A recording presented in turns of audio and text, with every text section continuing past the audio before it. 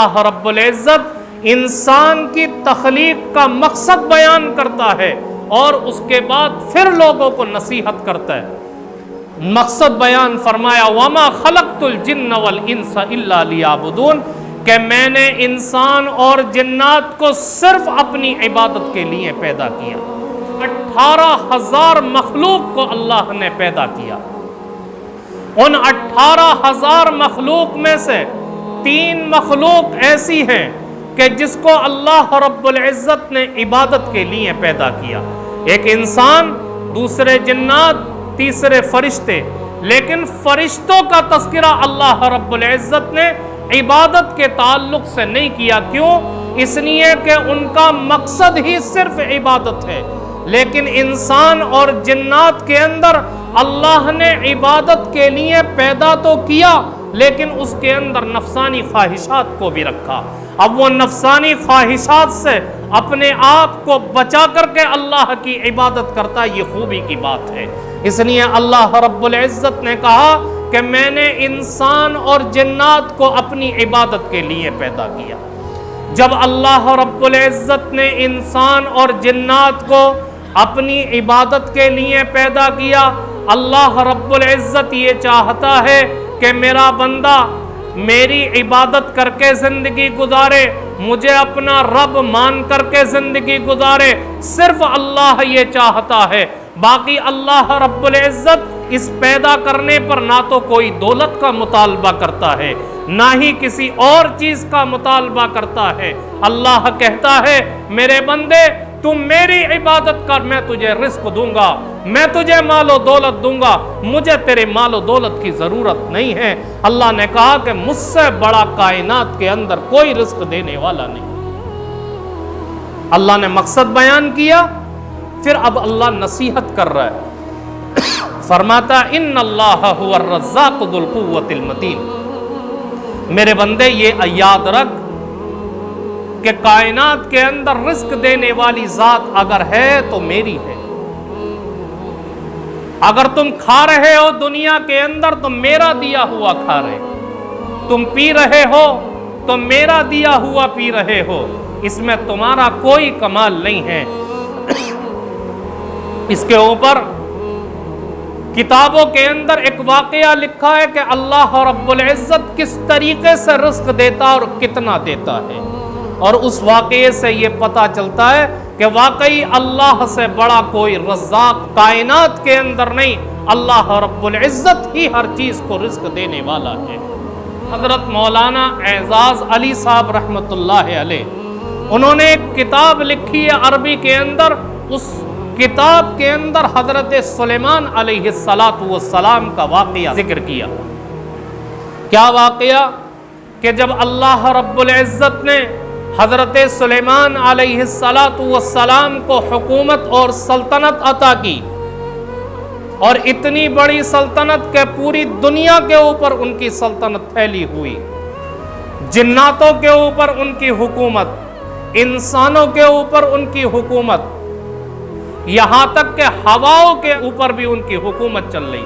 جب اتنی بڑی حکومت اللہ نے عطا کی تو حضرت سلیمان علیہ السلام کے دل کے اندر خیال پیدا ہوا کہ میں اللہ کی مخلوق کی دعوت کروں۔ چنانچہ حضرت سلیمان علیہ السلام نے اللہ سے دعا کی اور کہا کہ مولائے کریم میں تیری مخلوق کی 1 مہینہ دعوت کرنا چاہتا۔ اللہ رب العزت نے وحی بھیجی اور کہا کہ سلیمان تم اس کے اوپر قادر نہیں ہو، تم 1 مہینہ دعوت میری مخلوق کو نہیں کھلا سکتے، 1 مہینہ کھانا نہیں کھلا سکتے۔ پھر حضرت سلیمان علیہ السلام دعا کرتے ہیں کہ ٹھیک ہے مولائے کریم 1 مہینہ دعوت نہیں کر سکتا تو 1 ہفتے کی اجازت دے دیجئے۔ اللہ نے پھر وہی بھیجی اور کہا سلیمان تم اس پر بھی قادر نہیں ہو۔ پھر تیسری مرتبہ حضرت سلیمان علیہ السلام نے دعا کی مولائے کریم ٹھیک ہے اگر آپ 1 مہینے کی اجازت نہیں دیتے، آپ 1 ہفتے کی اجازت نہیں دیتے، تو کم سے کم ایک دن کی اجازت دے دیجئے کہ میں آپ کی مخلوق کی ضیافت کر سکوں۔ اللہ نے کہا کہ سلیمان اس پر بھی قادر نہیں ہو، لیکن حضرت سلیمان علیہ السلام نے اصرار کیا تو اللہ نے اجازت دے دی کہ جب اصرار کر رہے ہو تو ٹھیک ہے، ایک دن کی دعوت کر دو۔ چنانچہ ساری مخلوق کی دعوت کر دی گئی۔ اب حضرت سلیمان علیہ السلام نے تمام انسان و جنات کو جمع کیا اور کہا کہ گائے، بیل، بکریاں اور جو حلال پرندے ان تمام کو جمع کر لو، ان کو ذبح کرو اور کھانا بنانا شروع کرو۔ جنات سے کہا کہ اتنے بڑے بڑے دیگ تیار کرو جن کو ہلایا نہ جا سکے۔ قرآن کریم کے اندر اللہ نے وَقُدُورِ الرَّاسِيَاتِ وَجِفَانٍ كَالْجَوَابِ کے الفاظ سے تعبیر کیا کہ ایسے ایسے دیگ تیار کیے گئے کہ جو تالاب کے برابر تھے، جن کو ہلایا نہیں جا سکتا تھا۔ ان دیگوں کے اندر کھانا بننا شروع ہوا۔ حضرت سلیمان علیہ السلام کی حکومت ہواؤں کے اوپر بھی تھی۔ ہواؤں کو حکم دیا کہ ٹھنڈی ہو کر کے چلے، فریج کا کام کرے تاکہ یہ کھانا خراب نہ ہونے پائے۔ 1 مہینے تک کھانا بنتا رہا اور 1 مہینے کے بعد اتنا بڑا دسترخوان لگایا گیا کہ اگر 1 مہینہ آدمی لمبائی کے اندر چلے تب بھی وہ دسترخوان وہاں تک پہنچتا ہے۔ 1 مہینہ چوڑائی میں چلے، اتنا چوڑا دسترخوان لگوایا اور سارا کا سارا کھانا اس دسترخوان کے اوپر لگوا دیا گیا۔ اللہ رب العزت نے پوچھا، سلیمان کس مخلوق سے شروع کرنا چاہتے ہو؟ کہا اللہ سمندر کی مخلوق کو پہلے کھلانا چاہتا ہوں۔ اللہ رب العزت نے بحر محیط کی ایک مچھلی کو بھیجا اور کہا کہ جاؤ آج سلیمان کے یہاں تمہاری دعوت ہے۔ وہ مچھلی آتی ہے سمندر سے نکل کر کے اور حضرت سلیمان علیہ السلام سے کہتی ہے، سلیمان سنائے آج آپ نے دعوت کر رکھی ہے؟ کہا کہ ہاں، تم کھانا شروع کرو۔ اس مچھلی نے جب کھانا شروع کیا تو شروع سے لے کر آخر تک ایک لقمے کے اندر سارے کھانے کو کھا گئی۔ مچھلی کہتی ہے کہ اور کھانا کہاں ہے؟ حضرت سلیمان علیہ السلام مچھلی سے کہتے ہیں کہ اتنا زیادہ کھانا تو سارا کا سارا کھا گئی اور کہتی ہے اور کھانا کہاں ہے؟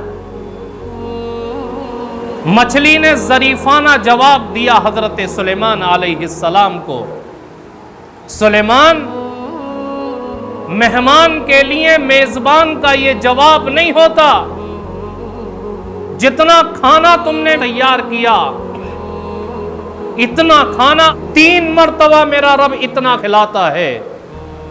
کہ اچھا، جب یہ بات سنی تو حضرت سلیمان علیہ السلام سجدے کے اندر گر گئے اور اللہ کے سامنے رو کر کے گڑ گڑا کر کے کہا کہ واقعی مولا کریم تو ہی جانتا ہے کہ اپنی مخلوق کو کس طریقے سے کھلاتا ہے، تجھ سے بڑا رزاق اور کوئی نہیں ہو سکتا۔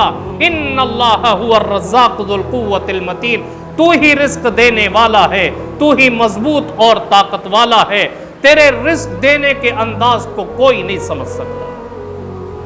میرے بزرگوں، اس واقعے سے یہ بات سمجھ میں آتی ہے کہ اللہ رب العزت کائنات کو رزق دیتا ہے، کائنات جو کھا رہی ہے اللہ کا دیا ہوا کھاتی ہے، اس کا کائنات کے اندر کوئی کمال نہیں۔